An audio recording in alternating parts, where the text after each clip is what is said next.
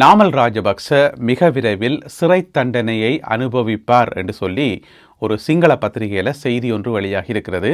அந்த செய்தியில் வேறு என்ன எல்லாம் சொல்லியிருக்கு என்பது சம்பந்தமாக விரிவாக விளக்கமாக இந்த காணொளியில் பார்க்கலாம்.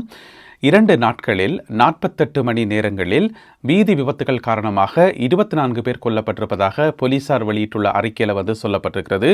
அது குறித்த விவரங்களையும், ஏற்கனவே இழுத்து மூடப்பட்ட ஒரு மிக முக்கியமான வழக்கு ஒன்றை தூசி தட்டி திரும்ப எடுத்திருக்கிறது இலங்கை உச்ச நீதிமன்றம். எனவே அது குறித்த விவரங்களையும் இந்த காணொளியில் பார்க்கலாம். இந்த செய்திகளுடன் மேலும் பல முக்கியமான செய்திகளும் தகவல்களும் இந்த காணொளியில் காத்திருக்கின்றன. அத்துடன் கருத்தோவிய பகுதியில் எரிபொருள் விலையேற்றம் சம்பந்தப்பட்ட ஒரு கருத்தோவியம் இருக்கிறது. எனவே எல்லாவற்றையும் தொகுத்து இந்த காணொளியில் பார்க்கலாம். தமிழடியான் சொந்தங்கள் அனைவருக்கும் வணக்கம். ஜூன் மாதம் 2ஆம் தேதி 2026 செவ்வாய்க்கிழமை. வாருங்கள் காணொளிக்குள் போகலாம். நாமல் ராஜபக்ச மிக விரைவில் சிறை தண்டனை அனுபவிப்பார், அதற்கான அறிகுறிகள் தென்பட ஆரம்பித்து விட்டன என்று சொல்லி ஒரு சிங்கள பத்திரிகையில் செய்தி ஒன்று போடப்பட்டிருக்கிறது. அந்த செய்தியில் வேறு என்ன எல்லாம் சொல்லப்பட்டிருக்குன்னு சொன்னால், உங்களுக்கு தெரியும், அந்த கிறிஸ் என்ற ஒரு நிறுவனம் இருக்குது தானே, இந்திய நிறுவனம். அந்த நிறுவனத்திட்டேருந்து காசு வாங்கி நம்ம மோசடி எல்லாம் செய்து இப்போ ஒரு வழக்கு கொண்டு போய்கொண்டிருக்கு தானே.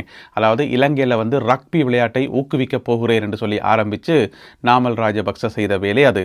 அந்த வழக்குக்கான தீர்ப்பு மிக விரைவில் அறிவிக்கப்பட இருக்கிறது என்று சொல்லி இந்த செய்தியில் போடப்பட்டிருக்கிறது. அதாவது அந்த வழக்கு முடியும் தருவாயில் இருக்கு என்று சொல்லி. இப்போ பாருங்க, நாட்டில் நாங்கள் எதை பற்றி கூடுதலாக கதைக்கிறோம்? இந்த வெசாக் பண்டிகை, மற்றது இந்த பிக்குமார் செய்கிற இந்த பிரச்சனைகள், அவர்களுடைய கைதுகள், வழக்கு விசாரணை என்று சொல்லி இதைத்தானே காய்ச்சி கொண்டிருக்கிறோம். எனவே நாங்கள் எல்லாரும் இந்த செய்திகளில் கவனமாக இருக்கும்போது இங்கால இன்னும் ஒரு செய்தி மூடி மறைக்கப்படுகிறது. அதுதான் நாமல் ராஜபக்ச மிக விரைவில் சிறை தண்டனை அனுபவிக்க போகிறார் என்கின்ற செய்தி என்று சொல்லி இதில் போடப்பட்டிருக்கிறது. எனவே என்ன சொல்லினோம் என்று சொன்னால், இந்த பரபரப்பான செய்திகளுக்குள்ள யாருமே நாமல் ராஜபக்சவை மறந்துடாதீங்கோ, அங்கே அவருக்கு பெரிய ஒரு பிரச்சனை போய்கொண்டிருக்கு என்று சொல்லி இதில் போடப்பட்டிருக்கிறது. என்னென்னு சொன்னால், இந்த வழக்கு எங்கே நடக்குது? கொழும்பு மேல் நீதிமன்றத்தில் நடக்குது. கொழும்பு மேல் நீதிமன்ற நீதிபதி, ஒரு பெண் நீதிபதி, அவள் சொல்லிக்கிறான்னு சொன்னால், இந்த வழக்கை மிக விரைவில் எவ்வளவு குயிக்காக முடியுமோ அவ்வளோ குயிக்காக முடிக்க சொல்லி, அவனுடைய பேர் என்னென்னு சொன்னால் திருமதி நதி அபர்ணா சுவந்துருகொட. நதி அபர்ணா சுவந்துருகொட, அதுதான் நீதிபதியினுடைய பேர். அவ சொல்லிக்கிற இந்த வழக்கை மிக விரைவாக முடிக்க சொல்லி, எல்லாமே ஆல்மோஸ்ட் முடிஞ்சுது. வழக்கு விசாரணையெல்லாம் கிட்டத்தட்ட முடிகிற தருவாய்க்கு வந்துட்டுது. இன்னும் 1-2 ஸ்டெப்ஸ் ஆனால் கிடக்குதாம். அதில் மிக முக்கியமானது, இந்தியாவிலிருந்து 2 பேர் இலங்கைக்கு அழைத்து வரப்பட்டு அவர்களிடம் வாக்குமூலம் பெறப்படணும். இந்தியாவினுடைய கிறிஸ் நிறுவனம் இருக்குத்தானே, அங்கே பணிபுரிகின்ற 2 ஊழியர்கள், அவர்களுடைய பேர் ஒரு ஆளுடைய பேர் ராஜேந்திர குப்தா, மற்றவருடைய பேர் அமித் பட்டேல். இந்த 2 பேரையும் இலங்கைக்கு கூட்டிக் கொண்டு அவர்களிடம் வாக்குமூலம் பெற்றால் ஓகே, இந்த வழக்கு கிட்டத்தட்ட முடிஞ்சிடும் என்ற மாதிரி சொல்லப்படுது. எனவே அவர்களும் இலங்கைக்கு வாக்குமூலம் வழங்குவதற்கு ஒப்புதல் வழங்கியிருக்கிறார்கள், ஓகே சொல்லியிருக்கிறார்கள் என்று சொல்லப்படுகிறது. எனவே மிக விரைவில் நாமல் ராஜபக்சவுக்கான தீர்ப்பு வழங்கப்படும், அவர் சிறைச்சாலைக்கு அனுப்பப்படுவார் என்று சொல்லி இந்த செய்தியில் போடப்பட்டிருக்கிறது. அந்த செய்தியினுடைய கடைசியில் ஒரு சிங்கள பழமொழி ஒன்று போட்டிருக்கணும். அந்த பழமொழியை அதை விடுங்கவன், அதனுடைய அர்த்தம் என்னென்று சொல்கிறேன். அதாவது இந்த உங்களுக்கு தெரியும், புத்தாண்டு இருக்குது தானே, சிங்கள புத்தாண்டு. அது சிங்கள மக்களுக்கு ஒரு மிக முக்கியமான பண்டிகை தானே. வெசாக் மாதிரி புத்தாண்டு அவைக்கு ஒரு பண்டிகை தானே. அப்போ அந்த பண்டிகை காலத்தில் கிராமங்களில் என்ன செய்கிறதாம் என்று சொன்னால், பலகாரம் சுடுறதுக்கு விறகுகள் பொறுக்கிறதாம். கிராமத்தில் வாழ்கிற மக்கள் விறகுகள் போயிட்டு எல்லா இடம் போய் சேகரித்து பொறுக்குவினவாம். அப்போ அந்த பழமொழியினுடைய அர்த்தம் என்னென்னு சொன்னால், அந்த விறகுகள் பொறுக்கும் போதே அந்த பலகாரத்தினுடைய வாசத்தை உணரக்கூடியதாக இருக்கும் என்று சொல்லி ஒரு சிங்கள பழமொழி இருக்குது போலடக்கு. அந்த விறகு பொறுக்கைக்குள்ள அந்த பலகார வாசம் இருக்கும் என்று சொல்லி, அதே மாதிரி நாமல் ராஜபக்சவுக்கு இப்போ சிறைச்சாலையில் கொடுக்கப்படுற சாப்பாடுக்கு தானே அந்த வாசத்தை அவர் உணர ஆரம்பித்திருக்கிறார். அந்த வாசனை அவற்றை மூக்கில் இப்போ அடிக்குதாம் என்று சொல்லி இதில் போடப்பட்டிருக்கிறது. அதில் அந்த சிறைச்சாலையில் கொடுக்குற அந்த சாப்பாட்டை அதுக்கு ஒரு பேர் ஒன்று போட்டிருக்கணும். என்னென்னு சொன்னால், கல் தெரம பத்த என்றதான அதனுடைய பேர். எனக்கு பெருசாக சிங்களம் தெரியாது, சிங்களம் தெரிஞ்சாக்கள் அதை கீழே விளக்கமாக சொல்லுங்க, அது சரிதானாண்டு. அந்த கல் தெரம பத்த என்று சொல்லப்படுற அந்த சாப்பாட்டு இந்த வாசம் இப்போ நாமல் ராஜபக்ச என்ற மூக்கில் வாசனை உணரக்கூடியதாக இருக்காம் என்று சொல்லி இந்த செய்தியில் போடப்பட்டிருக்கிறது. எனவே அந்த வழக்கு விசாரணை மிக விரைவில் முடிவுக்கு நாமல் ராஜபக்ச கம்பி எண்ணுவார் என்று சொல்லி இந்த செய்தியில் போடப்பட்டுள்ளது. பொறுத்திருந்து பார்ப்போம். வெறும் 48 மணி நேரங்களில் இடம்பெற்ற வீதி விபத்துகள் காரணமாக இலங்கையில் 24 பேர் கொல்லப்பட்டிருப்பதாக போக்குவரத்து போலீசார் வெளியிட்டுள்ள தகவலில் சொல்லப்பட்டிருக்கிறது. இந்த 48 மணி நேரம் எப்போ என்று பார்த்தீங்கன்னு சொன்னால், மே மாதம் 29ஆம் தேதியும் மே மாதம் 30ஆம் தேதியும் அந்த 2 நாட்கள் 48 மணி நேரம் ஒரே மாறி மாறி விபத்துக்கள் தான் எல்லா இடமும். பொதுவாக பார்த்தீங்கன்னு சொன்னால் ஏதாவது ஒரு பண்டிகை காலம் வருதுன்னு சொன்னால் அது எந்த பண்டிகையாகவும் இருக்கலாம், எந்த மதத்து பண்டிகையாகவும் இருக்கலாம், எது வந்தாலுமே அந்த பண்டிகை காலத்தை ஒட்டி நிறைய விபத்துக்கள் நடக்கும். ஆக்கள் அங்கேயும் இங்கேயும் அந்த மொபிலைஸ் ஆகிறதானே கூடுதலாக அதில் வந்து விபத்துக்கள் நடக்கிறது. எனவே பண்டிகை காலத்தில் வந்து எல்லாரும் சரியான கவனமாக இருக்கணும். இப்போ வெசாக் காலம் தானே, எனவே இந்த காலத்தில் பார்த்தீங்கன்னு சொன்னால் 24 பேர் கொல்லப்பட்டிருக்கின்றார்கள். 19 விபத்துக்கள் நடந்திருக்கு மொத்தமாக, பெரிய விபத்துக்கள். சின்ன சின்ன விபத்துக்கள் வந்து எக்கச்சக்கமாக நடந்திருக்குது, அது இதில் சேர்க்கப்படையில், அது இந்த கணக்கில் இல்லை. பிரதானமான விபத்துக்கள், மெயின் விபத்துக்கள் 19 விபத்துக்கள் நடந்து அதில் 24 பேர் கொல்லப்பட்டிருப்பதாக போலீசார் தகவல் வெளியிட்டிருக்கிறார்கள். எனவே ஜென்ரலாக வந்து எல்லோரும் பாதுகாப்பாக இருக்கணும். வாகனத்தில் போகைகளையும் சரி, வீதியை கடக்கைகளையும் சரி, அனைவரையும் பாதுகாப்பாக இருக்கும்படி போலீசாரும் திரும்ப திரும்ப சொல்லிக் கொண்டு தான் இருக்கிறார்கள். ஆனால் சம்பவங்கள் நடந்து தான் இருக்குது. அதில் குறிப்பாக பார்த்தீங்கன்னு சொன்னால் முந்தின நாள் இரவு இடம்பெற்ற அந்த வாகனம் மோதியில் 7 பேர் செத்தது, அது இந்த கணக்கில் வராது. இது வந்து 29ஆம் தேதியும் 30ஆம் தேதியுமான கணக்கு. இலங்கையில் கைவிடப்பட்டிருந்த ஒரு பிரபலமான முக்கியமான வழக்கு ஒன்றை உச்ச நீதிமன்றம் திரும்பவும் தூசி தட்டி வெளியே எடுத்திருக்கிறது. இனி அந்த வழக்கு விசாரணைகள் வேகமாக நடக்கும் என்று சொல்லப்படுகிறது. என்ன வழக்குன்னு கேட்டிங்கன்னு சொன்னால் 2016ஆம் ஆண்டில் நடைபெற்ற ஒரு சம்பவம், இலங்கை மத்திய வங்கியுடன் சம்பந்தப்பட்ட ஒரு சம்பவம். இந்த பிணை முறி மோசடி வழக்கென்று ஒரு பிரபலமான வழக்கம் இருக்குதானே, அதில் வந்து சம்பந்தப்பட்டவர்கள் அப்போதைய மத்திய வங்கியினுடைய ஆளுநர் அர்ச்சுனா மகேந்திரன், அதே போல அப்போது நிதியமைச்சராக இருந்த இப்போதைய பாராளுமன்ற உறுப்பினர் ரவி கருணாநாயக்க. இந்த மாதிரி ஒரு 10 பேருக்கு எதிராக குற்றச்சாட்டுகள் முன்வைக்க பட்டிருந்தது. இவையில் 2 பேர் தான் மெயினாக்கள்.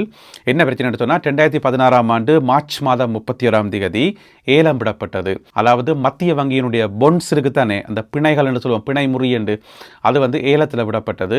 அதில் வந்து ஏதோ மோசடி செய்து எக்கச்சக்கமான காசு நஷ்டம். இதுதான் அந்த கேஸ். அது வந்து இழுத்தடிச்சு அதை ஒழுங்காக விசாரிக்காமல் பிறகு பார்த்தீங்கன்னு சொன்னால் 2021ஆம் ஆண்டு அந்த வழக்கை வந்து உயர்நீதிமன்றம் பிடிச்சி தள்ளுபடி செய்து விட்டது. இதில் வந்து போதிய அளவு சாட்சிகள் இல்லை. அது மட்டும் இல்லாமல் பொது சொத்துக்கள் கட்டளை சட்டம், அதுக்கு கீழே வந்து இந்த வழக்கை விசாரிக்கவே முடியாது சொல்லி கொழும்பு உயர்நீதிமன்றம் வந்து ரிஜெக்ட் பண்ணியிருந்தது. அப்போ நான் நினைக்கிறேன் அவைக்கு வந்து பயங்கர சந்தோஷமாக இருந்திருக்கும். யாருக்கு? இந்த மத்திய வங்கி ஆளுநர், முன்னாள் ஆளுநர் ரவி கருணாநாயக்க, மற்ற அதில் சம்பந்தப்பட்ட எல்லாருக்கும் வந்து அப்பாடா ஒரு மாதிரி ரிஜெக்ட் பண்ணிட்டாங்களே போட்டு சந்தோஷமாக இருந்திருப்பினோம். பிறகு பார்த்தீங்கன்னு சொன்னால் ஆட்சி மாறின பிறகு இருக்கிற பழைய வழக்குகள் எல்லாத்தையும் வந்து கிண்டி அதை தோண்டி எடுத்து அந்த வழக்கு விசாரணைகள் எல்லாம் போய்கொண்டிருக்கு தானே, அதில் இந்த வழக்கும் உண்டு. எனவே நேற்று திங்கட்கிழமை வந்து உச்ச நீதிமன்றம் வந்து அந்த 2029ஆம் ஆண்டில் உயர் நீதிமன்றம் வந்து ரிஜெக்ட் பண்ணிச்சு தானே, அதாவது ஹைகோர்ட் வந்து ரிஜெக்ட் பண்ணிச்சு தானே, அந்த ஹைகோர்ட் ரிஜெக்ட் பண்ணது வந்து பிழை, அதை வந்து விசாரியுங்கோ, திரும்ப எடுங்கோன்னு சொல்லி நேற்று சுப்ரீம் கோர்ட் வந்து தீர்ப்பு வழங்கியிருக்கிறது. உச்ச நீதிமன்றம் வந்து தீர்ப்பு வழங்கியிருக்கிறது. எனவே அந்த வழக்கினை திருப்பி எடுத்து விசாரிக்கப்பட்டு இனி சம்பந்தப்பட்டவர்களுக்கு தண்டனை கிடைக்கும் என்று சொல்லி எதிர்பார்க்கலாம். அதே போல நேற்று திங்கட்கிழமை சுப்ரீம் கோர்ட்டில் உச்ச நீதிமன்றத்தில் இடம்பெற்ற மற்றொரு முக்கியமான தீர்ப்பு என்னென்னு சொன்னால், ஒரு பிரபலமான போதைப் பொருள் கடத்தல் மாஃபியா ஒரு ஆளோட பேர் வந்து வெலே சுத்தா என்று சொல்லப்படுற ஒரு ஆள், வெலே சுத்தா என்று சொல்லி கனகாலமாக கைது செய்யப்பட்டு ஜெயிலுக்குள்ளே இருந்து ஆளுக்கு ஏற்கனவே மரண தண்டனை விதிச்சாச்சு. எப்போ கைது செய்யப்பட்டவர்னு சொன்னால் 2008ஆம் ஆண்டு கைது செய்யப்பட்டவர். கல்கிசேல வச்சு 7 கிராம் ஹெரோயின் போதைப் பொருளோட 7 கிராம் ஹெரோயின் போதைப் பொருளோட கைது செய்யப்பட்டு வழக்கு விசாரணை நடந்து 2015ஆம் ஆண்டு அவருக்கு மரண தண்டனை வழங்கப்பட்டது. விச் மீன்ஸ் மரண தண்டனை தீர்ப்பு வழங்கப்பட்டது. அது நிறைவேற்ற பிறகு தானே தீர்ப்பு வழங்கப்பட்டது. அதுக்கு பிறகு அவர் என்ன செய்யிருக்கார், சுப்ரீம் கோர்ட்டில் வந்து அதை எதிர்த்து ஒரு வழக்கு போட்டுக்கார். அதை வந்து கேன்சல் பண்ண சொல்லி, நான் வந்து ஒரு குற்றம் செய்யலை என்று சொல்லி ஒரு வழக்கு ஒன்று போட்டுக்கார். அந்த வழக்கு விசாரணை நேற்று உச்ச நீதிமன்றத்தில் சுப்ரீம் கோர்ட்டில் வந்து விசாரணைக்காக எடுத்துக்கொள்ளப்பட்டு அவருடைய அந்த வேண்டுகோள் வந்து வெலே சுதாவினுடைய வேண்டுகோள் வந்து ரிஜெக்ட் பண்ணப்பட்டிருக்கிறது, நிராகரிக்கப்பட்டிருக்கிறது. ஐசே உமக்கு விதிக்கப்பட்ட மரண தண்டனை தான், அதை மாற்றலாம் முடியான்னு சொல்லி சுப்ரீம் கோர்ட் வந்து தீர்ப்பு வழங்கியிருக்கிறது. எனவே அவருடைய மரண தண்டனை தீர்ப்பு மீண்டும் ஒரு தடவை உச்ச நீதிமன்றத்தால் வந்து உறுதிப்படுத்தப்பட்டிருக்கிறேன்னு சொல்லலாம். இலங்கையில் வந்து இந்த மரண தண்டனை விதிக்கப்பட்ட ஆக்களை ஏன் வச்சு வடிவாக்கினோம்னு சொல்லி எனக்கு கண்டமே விளங்கவே இல்லை. சும்மா சிறைச்சாலைகளில் வந்து இடத்தை நிரப்பிக்கொண்டு அது ஒருத்தருக்கும் பயமே வராது. அப்போ குற்றம் செய்கிறாக்களுக்கு வந்து என்ன துணிச்சல்னு சொன்னால் எப்படியோ பிடிச்சி கொண்டே ஜெயிலுக்கெல்லாம் போட போகிறாங்க. மரண தண்டனை விதித்தாலும் ஒரு பிரச்சனையுமே இல்லை, ஜெயிலுக்கெல்லாம் இருக்க போகிறோம், சந்தோஷமாக இருந்துட்டு போகிறது, வேலைக்கு போக தேவையில்லை, சமைக்க தேவையில்லை, அவையே சாப்பாடு தெரிவி நம்படிவாக இருந்து ஜாலியாக இருக்க வேண்டிய போட்டு அப்படி தான் இருக்கணும் போலடக்கு. எனவே ஜெயிலுக்குள்ளே காலம் முழுக்க இருக்கலாம் என்ற ஒரு நம்பிக்கையில் தான் இந்த குற்றங்களை செய்யணும் போலடக்கு. கொஞ்சம் பேரை பிடிச்சி சரப்பட தூக்கி விட்டால் அதுக்கு பிறகு இந்த குற்றங்கள் குறையும், தண்டனைகள் கடுமையான தான் குற்றங்கள் குறையும். இது மறக்க முடியாத உண்மை. அடுத்ததாக இன்றைய கருத்தோவியம். இப்போ அண்மை காலமாக வார நிறைய கருத்தோவியங்கள் வந்து இந்த வெசாக் கூடு இருக்குது தானே, அது சம்பந்தமாகத்தான் வரையப்படுது. ஏற்கனவே நாங்கள் இந்த காணொலிகளை வந்து நிறையவே பார்த்துருக்கிறோம். இப்போ பார்த்தீங்கன்னு சொன்னால் எரிபொருள் விலையேற்றம் சம்பந்தமான ஒரு வெசாக் கூடு. இதில் பார்த்தீங்கன்னு சொன்னால் 3 இருக்குது. ஒன்று வந்து பெரல், அதாவது மசகு எண்ணெய் பெரல் ஒன்று நடுவில் இருக்குது. அங்கால 2 குட்டி பெரல் இருக்குது. 3 பெரலையும் வந்து தொங்க விட்டு கிடக்குது. அதனுடைய அர்த்தம் என்னென்னு சொன்னால், என்னதான் வெசாக் பண்டிகைகள் அது என்று சொல்லி மக்களுடைய கவனம் மற்ற பக்கம் திரும்பினாலும் இங்கால இவ்வளோ பிரச்சனைகள் இருக்குது. எரிபொருள் விலையேற்றம்ன்றது சாதாரண பிரச்சனை இல்லை தானே. எனவே அப்படியும் பிரச்சனை இருக்கின்றதை காட்டுறதுக்காக இந்த ஒரு கருத்தோவியம் வந்து வரையப்பட்டிருக்கிறது. இந்த ஒரு கருத்தோவியம் மற்றும் இன்றைய காணொலியில் பகிர்ந்து கொள்ளப்பட்ட செய்திகள் தொடர்பான உங்களுடைய கருத்துக்களை மறக்காமல் கீழே எழுதுங்கள். மீண்டும் சந்திப்போம் உறவுகளே. நன்றி, வணக்கம்.